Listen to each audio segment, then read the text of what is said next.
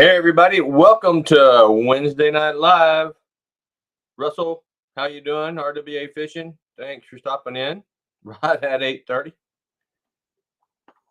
Hope you're out getting some fishing done. I haven't been able to see some of your latest videos. I'll catch up on them this week though. Nice and warm again here in Virginia and the DC area. Russell, I know it's just as warm up there. I know you're 50 miles north of me, but it's still pretty warm, which is good. It's summertime. You're supposed to do that, right? So, hey, Brian Green, thanks for stopping by. Good to see you. Hope you've been out fishing. I ain't got to talk to you in a few days. Ted, off the hook. Great video tonight. Fishing in the algae. Always sucks. Luckily, we hadn't had no blooms here in Virginia. Our water is really warm. I mean, we're in the mid 80s. When I was out the other day, last time I was out, Monday. I was out Monday, and the water temperature is 84, 85 in Lunga. So, yep, I hear you. I went out to Lunga on Monday, and Brian, I caught, for every bass I caught two pickerel. It's like I'm not coming back here.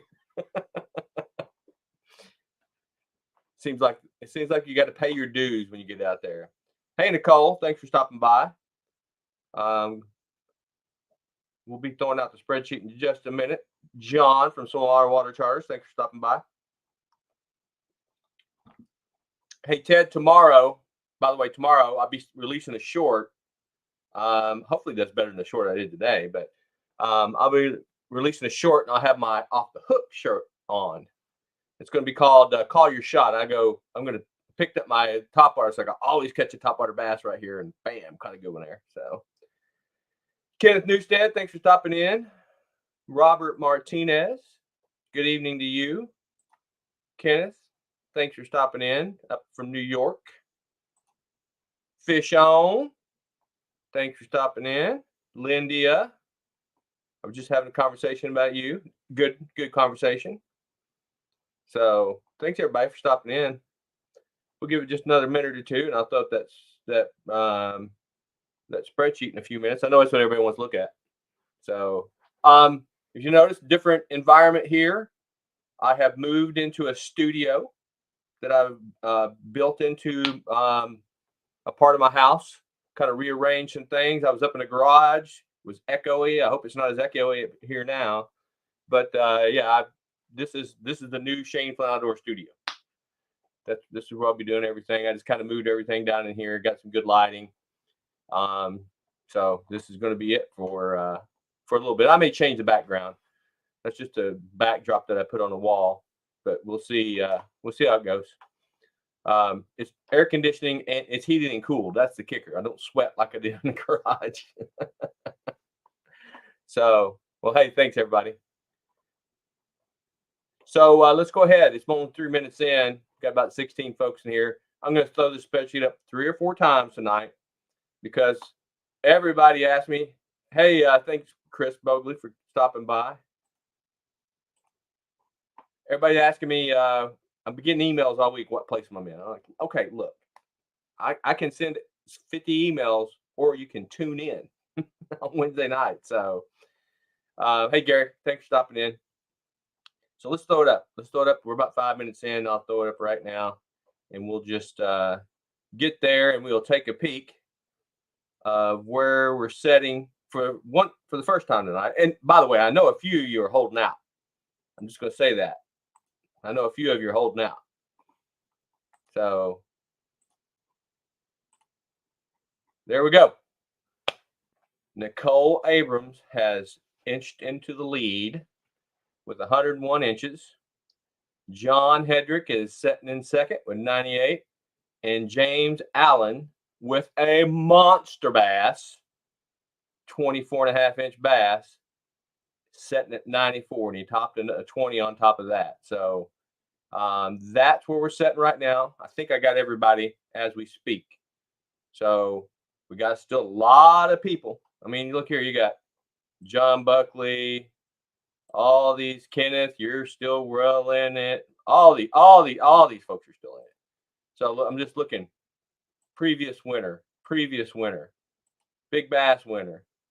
So Big bass winner. So a lot of time left, but that's where we're sitting right now. And let's just do top 35. Go down to, let's just go down to there. That's where we're at, top 40. If you want to know where you're at past 40, then you can email me. But if you turned in your 3 bass, you know what your links are. But this is where we stand as of right now. Let me stop sharing so I can read the comments. Yep, I hear you.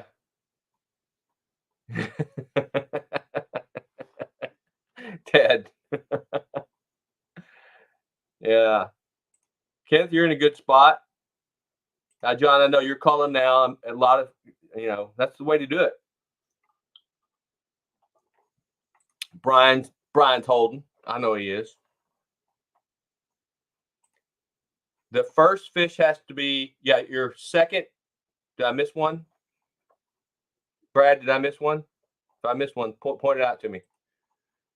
So 21.25, 22.21.5. I think everybody, I thought I went through and made sure everybody's 1 inch. Yeah, I think everybody's 1 inch larger. If I missed one, point it out to me. John, I think you're going to be okay, buddy. As much as you fish.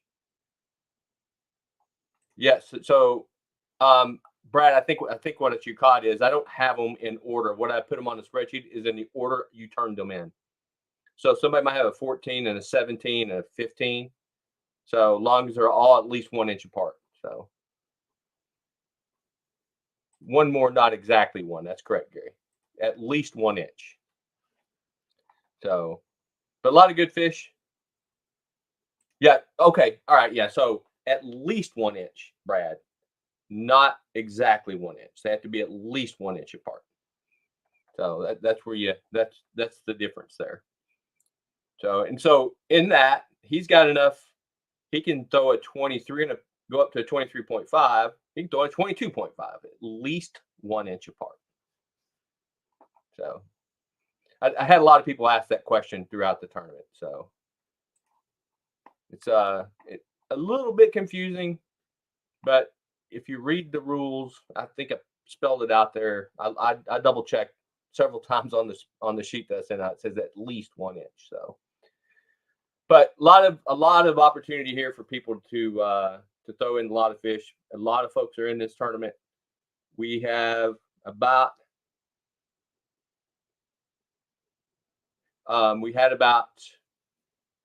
hey, Russell Gardner, thanks for stopping in.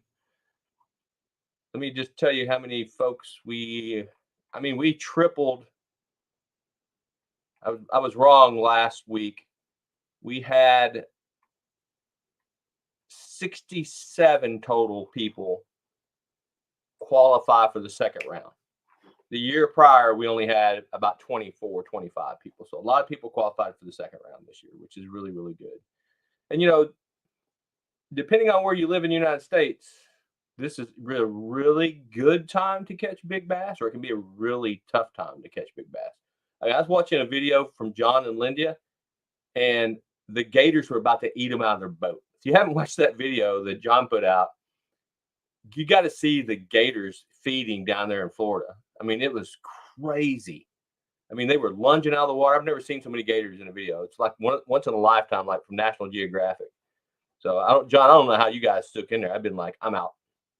I'm out. So that was amazing. But yeah, this is a good time of year for a lot of folks. A couple places, it can be tough. I hear a lot of stories from a lot of people about the big one that gets away, and I'm one that tells that story. Yeah, Brian, I think it's going to take more than 101. I think it's going to take more than 101, but it's going to be close. It's been 104 the last few years. John said 60 gators, close to 100, all in one spot. It was just unbelievable. Unbelievable how many gators were out there. So I think I mentioned this to everybody. Yeah, 104.5 last year was the winning length. The year prior is 104 on the dot, and that was Patrick. By the way, Patrick came in second last year and surprised me at the last minute. It was a close call. So Lindy said it was scary out there with all those gators kept in Lindia.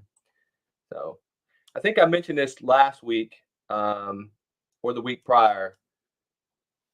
I committed to a new boat, and instead of buying a big bass boat, I went ahead and hey Nick Abear, good to see you, buddy. I'm having a customized aluminum all electric bass boat built. Trick Tins. If you go to Trick Tins on YouTube here in Virginia, the guy just does amazing work. So hopefully the boat will get here in September, and my goal is to have that boat fish, customized, all decked out, all the sea decking. Going to put a custom wrap on it, custom paint. Hopefully by the 1st of February. That's my goal. But when I ordered my boat from the dealership, and I just ordered a dry hull, nothing special. He wants just a blank hull. I was the third one that day that had ordered for him to do a build. So we'll see how long it takes. Yes, John, I do. And I'm heavily considering getting down there real soon. I was thinking about November. I was there in December last time. I think November is a really good time of year as well. The Shockwave. Brian, I've been struggling with a name for the boat. I like that. It's an 18-foot, 60-inch wide beam on the bottom. The Shockwave. I like that. Hey, thanks, John. I will definitely take you up on that probably. So I'm liking that Shockwave. Gary, my best friend, is supposed to help me with the name, and he's been slacking on me. So Shockwave. I like that. That's a pretty good name. I was going right because of my military brain, my retired military brain. Sudden Strike or Mega Strike was what I was thinking about, but Shockwave. I'm liking Shockwave a lot. Yeah. Put a lightning bolt in it. Yeah, that's what I'm. Hey Gary, where you been, brother? Where you been? Yeah, let's throw the spreadsheet up again real quick for those that just came in. I know Nick and a few others just came in, so let's throw this spreadsheet up one more time. All right, present, share screen. Here we go. For those of you who just came in, Nicole Abrams is setting in a commanding lead at the moment, followed by John. And I'll just tell you, John, I put your two big fish on Lindia's kind of on accident, but on purpose, just to tease you tonight, and then I changed it. Yeah, you're setting in second is John, James Allen with just a monster bass, man. I'm gonna tell the story, James. I don't know if you're on or not, but I'm gonna tell the story here in just a minute. And here we are, and we only got what 4 people have turned in all their fish. Plenty of time, plenty of place. A lot of folks in this, for sure. So most of you, when you get the rules, I put in the rules in the thing. Here's a recommended bump board because you should. I know, John. I was looking for this. I knew I was going to do it, John, but I was like, I'm not going to set myself up for John to get me on a later date. So, so James Anderson sends me a picture of a fish, and it was bigger than his bump board. He only had a 24-inch bump board, and so he went through some extreme lengths to try to get a measurement. Didn't get a measurement, and I'll just leave it at. We talked on the telephone.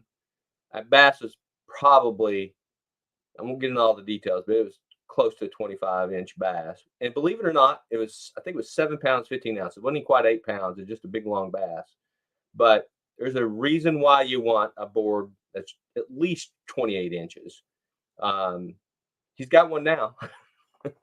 He's got one now, but we looked at it, and I had to go with 24 and a half. But it was a big bass, and congratulations, Jim. I think it was his biggest bass he's ever caught. So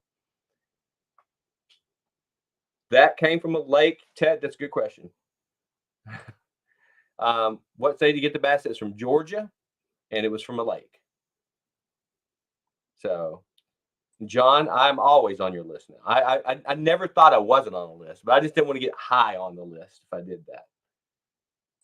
Good point, Brian. 32 inches, like Gary has a 32-inch too. Mine's 28.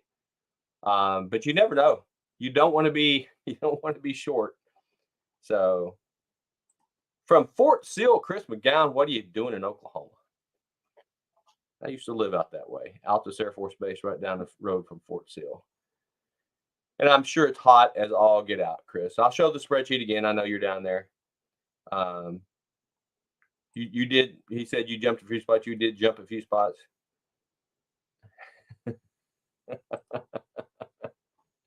Don't get on John's list. I may be having a few times. I hear you, Ted. Chris, artillery calls. So, when I was out on Lunga on Monday, they were firing artillery left and right. I'm not going to put a video out. Just kind of I made, but a lot of artillery rounds going off on Monday. So for most of you I live just south of Quantico Marine Base, and it is a training range, and it's a lot of explosions, a lot of small arms fire. Yeah, Chris. Yeah, I lived at Altus right down the road for 4 years. I got you. 23 is hard right now where I fish. I hear you, Nicole. I hear you. But you never know, right? You just got to get out there and cast your arm off, like I tell everybody. That one early morning topwater bite might be that 23 or 24 inch bass. It's hard to judge, and you make a good point as well. Every year this time it's tough. I thought July in Virginia was really, really tough until last year, and I caught 6 or 7 bass over 7 pounds, 1 9, 1 8, and a couple 7s. And what I found was I just wasn't fishing deep enough. And now I know I've kind of targeted more deep water. And your lakes matter, right? It depends on the lakes. But I think a lot of it has to do sometimes when the weather gets tough and it gets hot and where you're living. And it is tougher, but it's just tougher to find the fish in the lake because they're not, on those typical places we always catch them. Ted, I would agree. If you caught one up there in PA at 23, that'd be a big one. That'd be a big one. Brian says 23 is hard everywhere. No. I've seen John catch some snakes down in Florida, some 6-pounders that were 23 inches. But I digress. It is tough to catch a 23-inch bass. Yeah, the weight. Get the weight, but not the length. And I get it. This is a length tournament. This is not a weight tournament, but that's what we have to go with. One of mine came from Three Forks, the other at Donkeyland. Neither was 6 pounds. Oh, okay. Good point. Hey, thanks for pointing that out, John. They weren't that big. Why can't you fish Mooney at night? And I agree with you. That's where the studs are around here at night on Mooney or Hunting Run, but you can't fish either one. Yep. Brad, I agree with you. I don't see a lot of, I know there's big bass on the Potomac, don't get me wrong, but I see a lot of 3 to 5s. It's hard. I don't see a lot of 7 and 8s. I mean, I get all my big bass out of reservoirs here, but it's tough on the Potomac. It's tough. You can catch a lot of fish on the Potomac, but you're going to be, it's hard to catch the bigger, 7, 8, 9, 10 pounders. It happens. Don't get me wrong. Nick said he just left Monday. It was hot. Well, I hear you. It's summer. So I might try to I probably will get out and fish a day or two this weekend. We'll see. Yes, Russell does feel you, Brad. Brad lives here close. I mean, Brad, I think you're just north of me. Woodbridge area, right, is where he lives. Here in Virginia, and just kills it on the Potomac. And if I'm not mistaken, Brad, you won a tournament a couple weeks ago on the Potomac. Yeah. Oh man, I'd love to fish Lake Erie for smallmouth. I There's two. You hear the stories about catching Lake St. Clair and Lake Erie are just famous for giant smallmouth. I'd love to catch some big smallmouth out there. Um, love to fish in there. You're in a great place. Hey, Brian, and we all got our professions. You're cutting grass. I'm sitting in damn meetings all day. John said yesterday we got burned up until 12, then got soaked in the thunderstorm, headed to ramp, go to the ramp. It's hot, nasty, and humid. Yeah. That after a thunderstorm humidity, woo, that's nasty. Your clothes are stuck to you. It just feels like you're drinking the air out of the water. Drinking the air as water. Kenneth, I know you're up there in New York. You said the Finger Lakes have been hot for smallies. It's awesome. Just making sure I didn't miss any comments here. I did see a comment here that was interesting me. Chris says his NT300 showed up today, and I'm stuck here. So, Chris, you got that NT300, and I thought you had your boat up for sale. I thought I was confused. Confusing to me. Are you going to put it on the back of your boat now? Are you going to buy a new boat? And by the way, if you just tuned in, my boat's going to be for sale real soon with an NT300 on it because I just ordered a new boat. So if you're looking for looking for an upgrade, something to think about. But that you'll fly with that NT300. I would venture to say, for the most part, I am the fastest. This sounds silly as all get out. I'm the fastest boat on the lake when I'm fishing around here. So you need a Sun Dolphin one. Dude, just buy you a aluminum bass boat. Just do it. Chris, just do it, man. Just jump onto it. Gary's saying the hot weather has been crazy, soaking him up there in the panhandle. This time of year, that you get that afternoon thunderstorm there in Florida, July, August. It just happens. Brian, you can. I'd make you a deal on my current boat, but you're not getting out of kayak, and you got a big old Ranger bass boat sitting in your backyard, brother.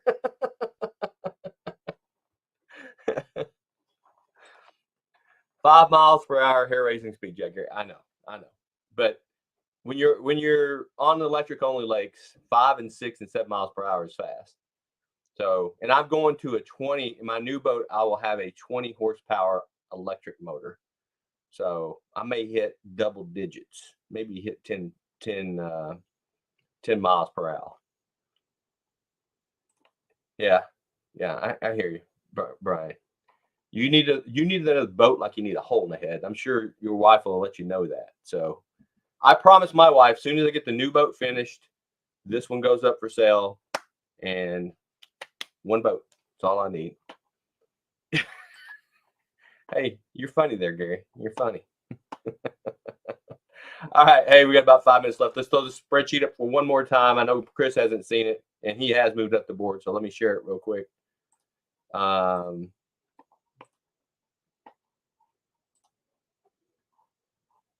Hold on. There we go.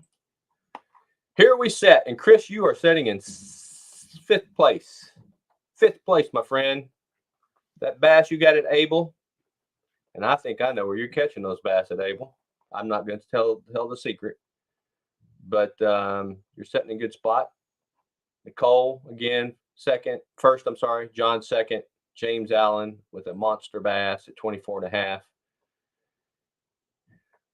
Here's where we're at. I'll just drop down. Let's do the top 40. Real slow where everybody can read it. Mario, I forgot to send you an email, but you're sitting in 35th place, 34th place. And Warren Cole is, Tim Horton is in 40th. So that is the top 40. Real slow, scroll that up. Here's where we're set, folks. If you got a question or if I missed a fish, you all know, send me an email. Most of you got my phone number, text me, whatever. It won't bother me. If I don't, again, most of you know this, I work. So if I don't answer your email immediately, I'll try to answer it within a day or so. Sometimes the old work gets to me or I'm traveling. Those biggies enable, it's a new spot. Oh, well, we'll have to talk. Well, they're always moving. They're always moving. I've seen your video. I have a good idea where you caught those at. So severe weather has chased me off the water for the last 2 days, and Russell, it's not going to get any better for the next few days. So, be careful out there. You don't want to be a lightning rod. And I try to be careful. I'm a little. You've all seen. I don't mind fishing in the rain, and I dodged a tornado one time, but you got to be careful out there. So everybody, good luck. We'll have another Wednesday night live next week with more updates. John and Linda, do not get in the gator catching competition, please. Yeah, gators sound like boots. If you go and watch that video, Brian, boots are the last thing on your mind. I've never seen anything like that. So, all right, Brad, good luck out there on the Chick. That's tough fishing, but there's a lot of fish out there. So tight lines, everybody. We will catch you next weekend.